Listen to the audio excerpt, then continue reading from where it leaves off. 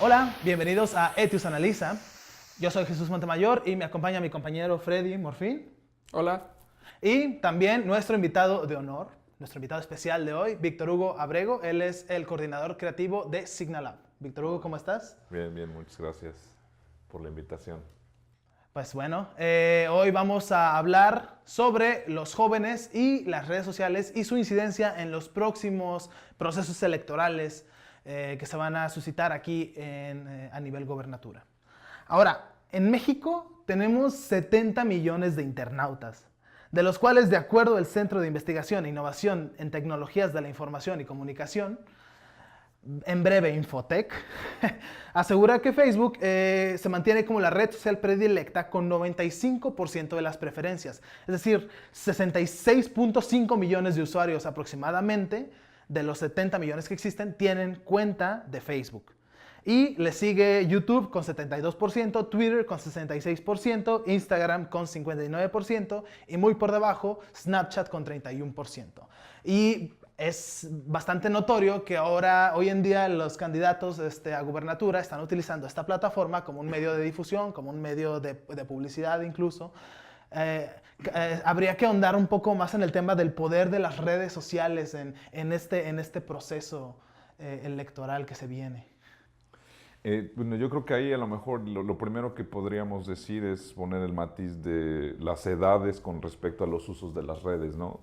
Digo, porque si bien evidentemente Facebook es la plataforma más utilizada, no solamente en este país, sino en muchos otros, también es relevante hacer notar, y creo que la gente lo puede ver incluso en la vida cotidiana, ¿no? Que son sobre todo los adultos o los jóvenes adultos los que más utilizan estas plataformas. Y que si bien los jóvenes también tienen cuenta de Facebook, el uso de Facebook para los jóvenes cada vez está más institucionalizado. Es decir, se utilizan más para temas o escolares, ¿no? O incluso familiares, ¿no? Pero uno puede ver que cada vez más, digamos que Facebook está siendo colonizado por las familias y por las escuelas.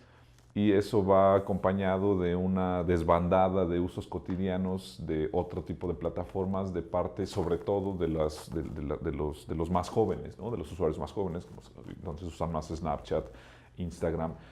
Entonces digamos que ese sería como el primer matiz, ¿no? Y en cuanto a YouTube, que es la segunda plataforma, pues también habría que pensar ahí en una serie de cuestiones más complejas sobre la conceptualización misma que se tiene sobre las audiencias, ¿no? Porque digamos que en YouTube, a diferencia de la idea de audiencias o del éxito en audiencias que se tenía con la tele, pues digamos que millones de reproducciones no necesariamente implica millones de personas poniéndole atención a la publicidad, ¿no? O sea, aunque YouTube nos obligue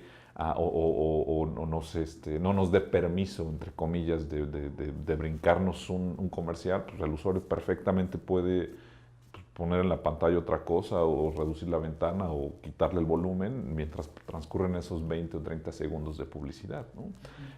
Y sobre todo, pues digo, pensando en audiencias más jóvenes, pues es lo que más ocurre también. Sí, claro. Hablando precisamente del algoritmo de Facebook, ha habido como 12 notas o como cuestiones importantes que se han revelado en los últimos meses. Particularmente, una es que el algoritmo de Facebook, de cierta manera, refuerza tu posición ideológica. Porque si eres una persona muy de izquierda o de derecha, como el algoritmo de Facebook busca que estés scrolleando la mayor cantidad posible, por el mayor tiempo posible, también se ha comprobado que te muestra noticias con posturas ideológicas similares a las tuyas. Y es de esta manera que garantiza que sigas scrolleando y scrolleando y scrolleando, lo cual pues puede llegar a ser peligroso porque no permite diversificar la pluralidad de ideas, por así decirlo, ¿no? Conocer varias perspectivas, etcétera, etcétera. Y bueno, antes de que lo abordes también, otro tema que se ha empezado a hablar es estos anuncios políticos que se pueden hacer a un grupo específico de seguidores sin necesariamente ser un anuncio que se diversifique a todos los seguidores. Me explico. Digamos que yo soy del partido negro, que no existe, por eso lo digo. Entonces, a mis seguidores que les gusta la electrónica y qué sé yo, solo a esos seguidores míos les va a llegar un contenido que es favorable a mi partido y que se relaciona con sus gustos en la electrónica. Y eso es algo que se ha reportado que se llegó a utilizar precisamente en las campañas presidenciales en Estados Unidos. Y quería tu abordaje sobre eso, porque esos son dos fenómenos en cuanto al código, en cuanto al algoritmo de Facebook, que pueden ser muy problemáticos. Sí, con respecto a eso creo que habría que poner en duda incluso una cuestión un poco más compleja y cotidiana al mismo tiempo, y que se refiere justo a darnos cuenta de que en la medida en que las plataformas digitales que utilizamos, las utilizamos cada vez más justo porque tienen esta idea de comodidad, ¿no? Y la comodidad en Internet va muy de la mano con la rapidez, ¿no? Y eso está condicionado por el algoritmo, porque esa rapidez ha hecho que nuestros resultados, como bien mencionas, sean cada vez más eficaces en términos instrumentales para llegar a un punto al cual, a partir de las búsquedas que hacemos durante un tiempo específico, el algoritmo nos arroja de modo predeterminado, ¿no?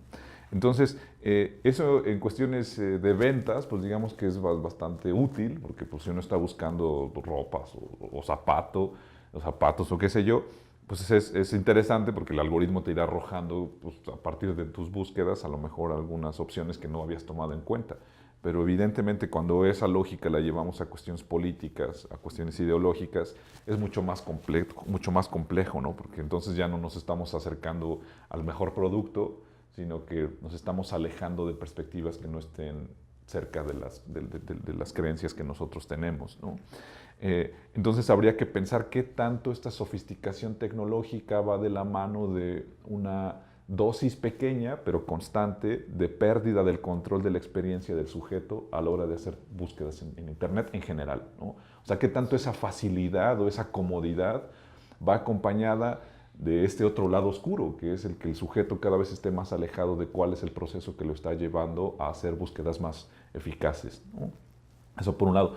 Con respecto al otro asunto, que es esta, digamos, fragmentación, que todavía no llega a lo individual, pero que, como bien dices, en la campaña en Estados Unidos se hizo cada vez, o se logró hacer con grupos de personas cada vez más pequeñas con respecto a qué tipo de mensaje le mandabas a qué tipo de personas en lugares cada vez más pequeños, ¿no? Es uno de los grandes problemas que enfrentamos en los procesos electorales contemporáneos, porque y específicamente en países como México, en donde en las últimas elecciones hemos tenido márgenes de ventaja entre primero y segundo lugar de menos de 1%, es donde justamente estas campañas, que son, pues, hay que decirlo, son manipulación de la información, porque te dan solamente una parte, y es por un lado una parte de la información que va dedicada específicamente a personas que sobre todo, no están convencidas aún por quién van a votar, ¿no? Hacia ellos van. Entonces, distintos estudios, ¿no? Reportajes ahí, tanto de universidades como de medios internacionales y nacionales, se han enfocado en el papel que han tenido distintas empresas, tanto de nuevo en el Brexit como en la victoria de Trump, ¿no? Que son estos grandes referentes de uso de manipulación de la información en redes sociales, para dar cuenta de cómo estos procesos lo que ponen en duda es qué tipo de democracia o cómo podemos seguir llamando procesos democráticos a escenarios en los cuales el consumo de información pues está cada vez más, pues cómo decirlo, dosificado, ¿no? Y cada vez más enfocado y cada vez más moldeado para decir solamente unas partes a ciertas personas, y que ese mismo productor de la información le dé otra dosis distinta a otro grupo de personas con una visión diferente. Es decir, ¿de qué modo o qué tan imparcial puede ser un escenario democrático en una situación tan abiertamente manipulada y tan riesgosa como la que nos plantean este tipo de... Bueno, ahorita ya estamos llegando casi al final del programa. Creo que ha sido muy enriquecedor todo este panorama que hemos tenido, no nada más de México más bien, sino de otras partes. Me gustaría ir cerrando o ir construyendo como unas ideas generales sobre cómo podemos pensar entonces el peso del sector juvenil para estas próximas elecciones y cómo podemos entender el peso de las nuevas formas de comunicación, llámese las redes sociales, con el proceso electoral. Cómo se establece esta comunicación entre redes sociales, partidos políticos u jóvenes, porque como estamos viendo ahorita, la posibilidad que dan las redes sociales, incluso en transmitir mensajes, desde los videos en vivos que transmiten precandidatos, los spots, imágenes, es una nueva forma de comunicación que no existía hace años. Entonces, ¿cómo podemos abordar esta parte? Me parece que de entrada es importante hacer notar las distintas estrategias que utilizan tanto los ciudadanos o en general los usuarios de Internet como las instituciones, en este caso los precandidatos desde el lugar tanto de partidos como desde los candidatos independientes para utilizar a su favor las redes sociales o más bien la lógica hipermedial de Internet, ¿no? Como forma de llevar un mensaje o de resistirse a este mensaje según sea el caso, ¿no?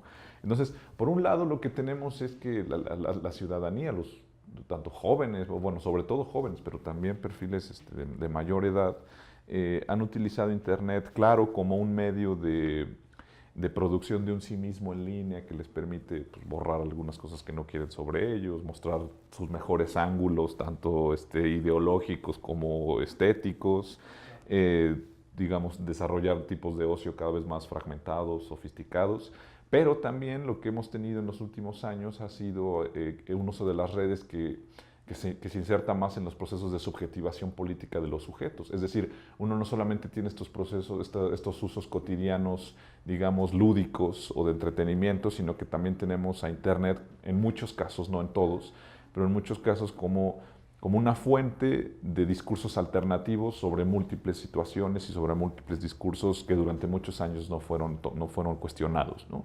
Entonces ahí es donde los jóvenes y prácticamente, bueno, cualquier tipo de usuario busca en Internet información, en este caso, ¿no? Sobre temas electorales, ¿no? Y a lo mejor empieza a buscar a través de, a veces, contenidos que pueden ser que para algunos pues, pueden ser vistos como superficiales o banales, pero que muchas veces funcionan como puntos de acceso a temas más complejos, ¿no? como videos cortos, ¿no? O como infografías, que para muchos usuarios funcionan como eso, como puntos de acceso que los hacen primero hacerse más conscientes de algo o interesarse sobre un tema y a partir de eso empezar a buscar más información, ¿no? Entonces de ese lado tenemos un proceso de empoderamiento o de agenciamiento a través del consumo crítico de la información de parte de los ciudadanos y de parte de las figuras institucionales, ¿no? De los precandidatos. Pues tenemos también toda una serie de nuevos elementos que las redes sociales les permiten echar a andar para acercarse a sus audiencias, ¿no? Entonces tenemos desde el uso del lenguaje incluyente en los tweets, ¿no? Hasta el uso del lenguaje un poco más cotidiano, ¿no? Como hablar desde hola raza, ¿no? En lugar de hablarle de un modo mucho más formal, ¿no? O hacer encuestas, ¿no? Preguntarle a las personas cómo se sienten, ¿no? Que suban su foto de tal o el video de tal cosa, o qué les parece los resultados de tal o cual reforma. Sí, hay muchas formas, sobre todo como ya de interactuar con las otras personas. Y pues sí, hay simplemente agregar que el voto joven va a ser muy importante en estas elecciones porque constituyen un tercio de los potenciales votantes. Entonces los candidatos deben de enfocarse y probablemente no lo estén haciendo lo suficiente en apelar directamente a que los jóvenes salgan de sus casas y vayan a votar, porque aquí en Jalisco constituyen el 29.09%, y por jóvenes cabe aclarar que estamos incluyendo la edad entre 18 y 29, que a final de cuentas son los que abarcan más, usan más las redes sociales. Algo interesante y también para ir cerrando sería también asumir que en la medida en que al menos en México y en Jalisco o en los procesos locales el desencantamiento institucional, el desencantamiento sobre las posibilidades de mejora social que se ve en los procesos electorales es cada vez mayor, tanto no solamente de parte de los jóvenes, sino de parte de la ciudadanía en general. También habría que pensar en cuáles son las posibilidades o los escenarios en el corto plazo que se pueden dibujar de parte de personas que abiertamente empiecen a abandonar la opción electoral. Y no solamente me refiero al voto nulo, ¿no? O sea, el voto nulo que en Jalisco tuvo una poderosa campaña por allá en el 2009, pero que ahora, ahora todavía no se pone el tema sobre la mesa, ¿no? Pero conforme ese desencantamiento se hace cada vez más, más sólido, cada vez más firme en la discusión cotidiana, tampoco habríamos de dejar de pensar en cuáles van a ser las nuevas estrategias Insisto, ya no simplemente para decir, ok, voto nulo, sino para hacer una crítica que vaya de fondo al modo en el cual cada vez es más, para muchos, inútil el acudir a las urnas esperando una mejora institucional que devenga en mejora de la vida cotidiana, ¿no? Entonces creo que también es algo que no deberíamos dejar de pensar, y no pensarlo solamente como una anomalía, sino pensarlo como una posibilidad que también se puede abrir en el corto plazo. Totalmente de acuerdo. Pues creo que eso sería todo por este episodio. Agradecemos mucho porque nos hayan visto. También queremos agradecer a Víctor Hugo en su presencia y su colaboración, y a las personas de producción, y recordarles que nos pueden seguir en nuestras redes sociales, en la página oficial como etius.iteso.mx, y en YouTube, donde estará este video pronto. Cada jueves pueden consultarnos tanto en YouTube como en Facebook. Muchas gracias.